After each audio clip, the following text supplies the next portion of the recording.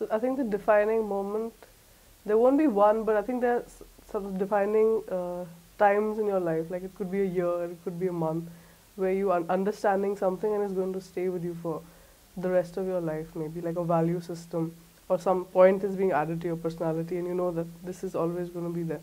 So I remember my parents put me.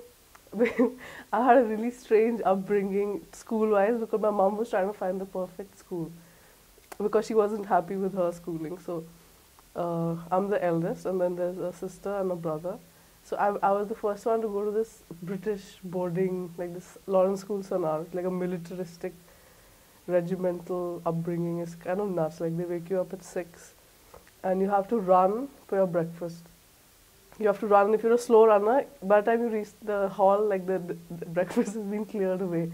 Stuff like that. No, but I'm not getting into that. What I'm getting into is mm, this is the economic understanding of your friends or of the world, where all these in the school, I don't know why they put me there. I think just to be confident and interacting with people, and so he would always, my dad would always say, oh, these guys are, oh, I'll be like, oh, I really need to buy a pair of Nike shoes this holidays. I want to go and buy these pants only from Benetton, whatever.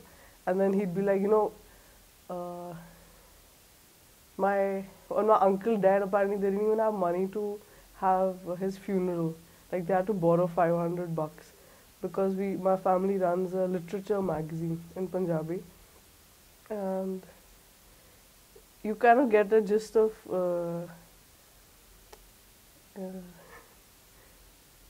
what is it? Like when you value your family or what are your values basically. You shouldn't get too much into like, oh, I'm going to look so good, I'm going to dress so fine, and then you have nothing to actually think about or write about or talk about except those things. So, and then I remember when my uncle once randomly we were just talking about something. My dad's younger cousin, he said, oh, when one bullock it died, and then the land had to be tilled because my father and his brothers were farming the land at that time in Punjab.